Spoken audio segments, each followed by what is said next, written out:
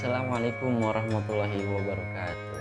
Baik kawan-kawan semua, terima kasih sudah mengklik video ini dan menonton video ini. Semoga video ini bermanfaat untuk saya, khususnya dan juga untuk kawan-kawan semua secara umum. Baik, sebelum itu saya ingin memperkenalkan diri dulu. Nama saya Raden Muhammad Ibrahim Nurul Arifin. Saya mahasiswa Bahasa dan Sastra semester 6. NIM 1119021000017.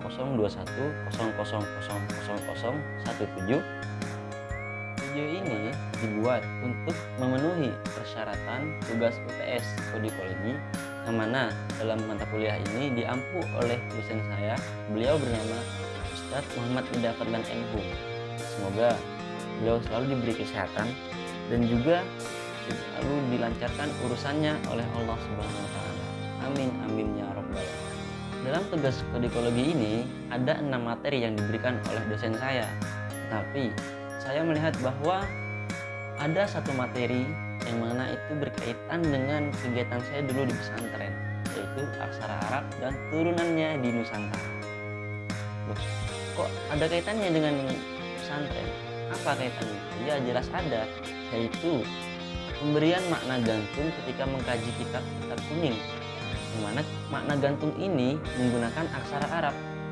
Apa sih itu aksara Arab? Nanti kita bahas di video. Apa sih kaitannya kajian aksara Arab ini dengan kodikologi? Oh ya tentu ada, karena manuskrip dulu salah satunya itu ditulis dengan aksara Arab, yang mana aksara Arab ini sudah divernakularisasi. Apa sih itu vernakularisasi? Nanti hal ini juga saya akan bahas di video selanjutnya. Maaf, di slide selanjutnya. Kaitan atau perbedaan kajian kodikologi dengan filologi apa sih? Kan objeknya sama, yaitu sama-sama mempelajari manuskrip. Lalu apa perbedaannya? Baik, di sini hanya sedikit saja secara garis besar.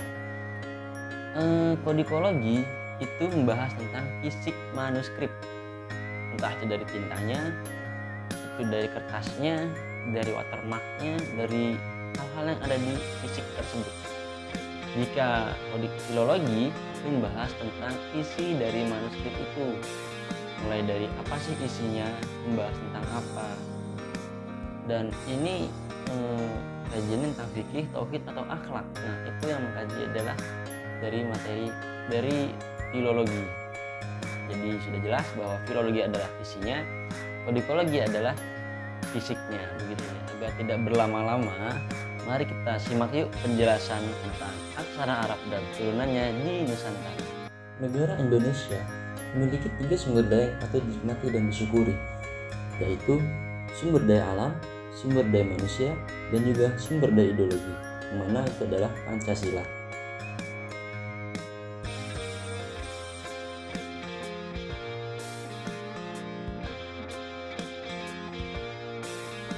Sumber daya manusia dalam hal ini selain populasi manusianya yang banyak, tapi kemampuan bahasa, budaya, dan adat istiadatnya juga begitu banyak.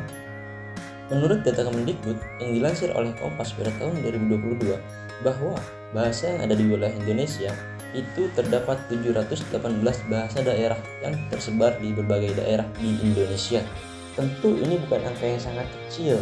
Lalu bagaimana dengan aksaranya? Sebelum kita bahas ke sana, kita perlu mengetahui dulu sedikit tentang wilayah teritori Nusantara dan pengaruhnya terhadap Nusantara itu sendiri. Berdasarkan letak geografisnya, kepulauan Indonesia di antara benua Asia dan benua Australia, serta di antara Samudra Hindia dan Samudra Pasifik. Dengan demikian, wilayah Indonesia berada pada posisi silang yang mempunyai arti penting dalam kaitannya dengan iklim. Di sisi lain, bahasa lingua franca Nusantara itu ialah bahasa Melayu, dan juga Nusantara memiliki 718 bahasa daerah. Tapi tidak sampai situ, Nusantara menjadi wilayah yang strategis. Kenapa? Karena dilewati banyak pedagang asing, baik dari barat ke timur atau dari timur ke barat.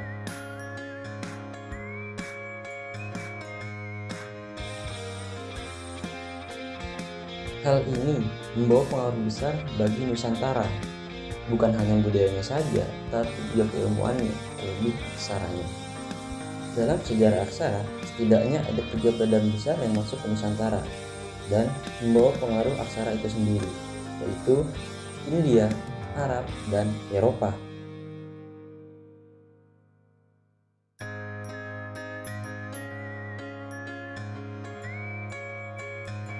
India hadir ketika masa prasasti, Arab hadir pada masa manuskrip, dan Eropa hadir pada masa manuskrip dan juga masa cetak. Lalu, bagaimana bangsa Arab dengan aksaranya bisa mempengaruhi Nusantara? Ini tentu saja tidak bisa lepas dengan agama Islam, yang mana turun kepada Nabi Muhammad SAW di Arab dan menggunakan bahasa Arab. Lalu pada masa Khalifah Sayyidina Umar bin Khattab radhiyallahu anhu melakukan ekspansi wilayah dengan berbagai cara.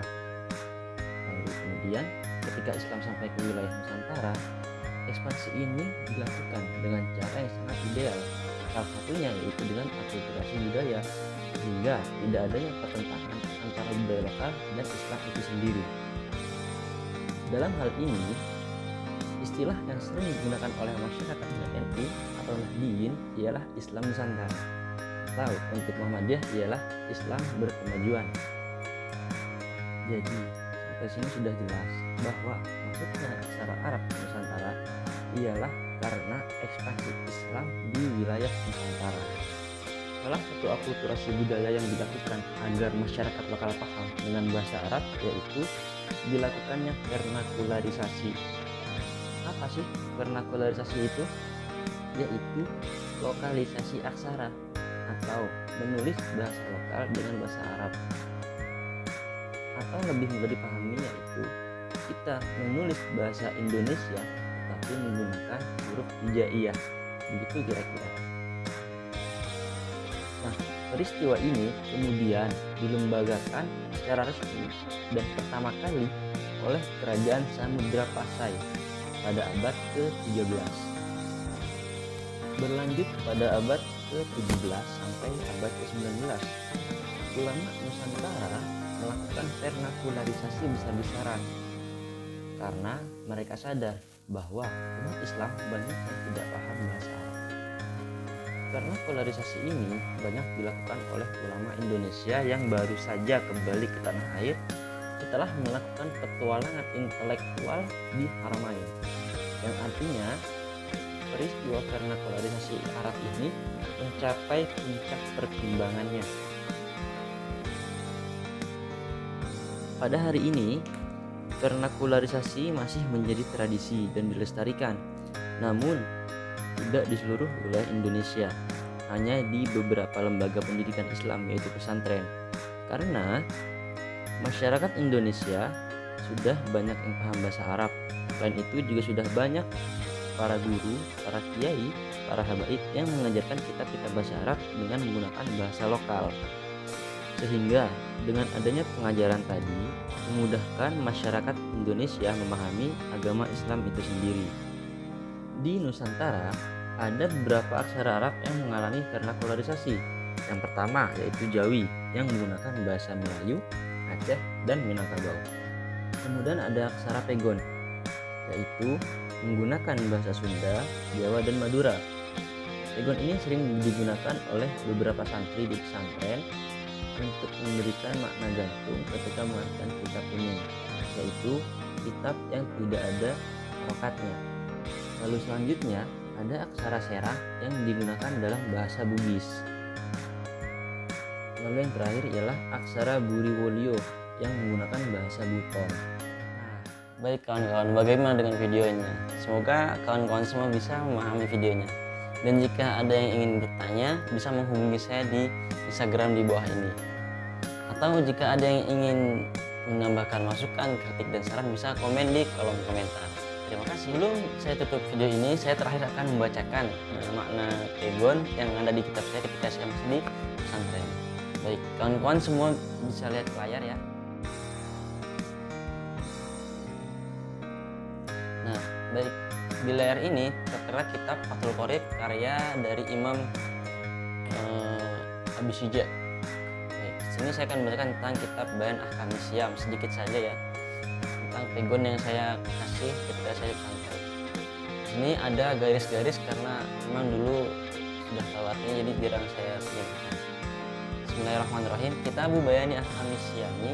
Kitabu kitab Bayani menjelaskan. Nah, di sini ada menjelaskannya, ada huruf mim, nun, jim, lam alif, sin, kaf, dan nun. Memang terlalu cepat karena ketika memberikan makna itu juga terlalu cepat, jadi saya nulisnya cepat dan sehingga tidak jelas maknanya. Kamis Syami ini puasa, ada fa, waw, alif, sin, alif. Lalu kemudian di sini selanjutnya di bawahnya wahwa. Nah, ini ada tanda mim di atas. Jadi dulu itu ketika memberikan makna mubtada kan menggunakan utawi kalau dalam bahasa Jawa. Dalam bahasa Indonesia itu adalah adapun. Untuk memberikan makna yang singkat itu tidak usah menggunakan adapun. Jadi langsung aja dikasih tanda mim di atasnya, menunjukkan bahwa ini adalah mubtada, dan mubtada itu berarti kan adalah adapun. Bahwa syamu, wasom dan saum. Nah, kalimat siam, wasom dan saum sama-sama puasa. Masdaroni, nah ini ada kho di atas tuh khobar, artinya adalah ialah. Masdaroni ialah dua masdar, mim, sod, dal, alif, ro. Ma'nahuma, ini ada mubtada lagi. Adapun ma'nahuma keduanya, nah ini teman-teman ini kembali ke masdar. Lughatan secara bahasa, al-imsaku ialah imsak. Santri itu sangat kental sekali dengan jadi kuningnya. Jadi meskipun mereka tidak bisa membaca kitab kuning, tapi wajib bagi mereka bisa mengartikannya dengan menggunakan pegon, karena ini adalah ciri khas santri, apalagi santri salaf ya.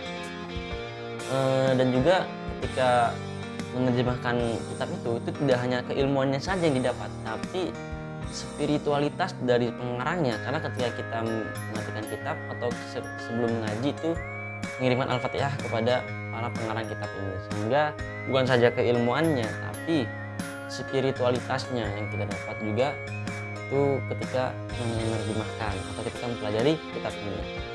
Apa sih yang dirasakan ketika spiritualitas itu ada? Jadi begini kawan-kawan, ketika kita mempelajari sesuatu, kita senang tapi kita belum paham, kemungkinan besar kita akan memahami hal tersebut bukan sekarang, tapi di masa yang akan datang, entah itu besok atau kita mengungkit-ungkit kembali, oh ternyata ini dulu tuh ini begini.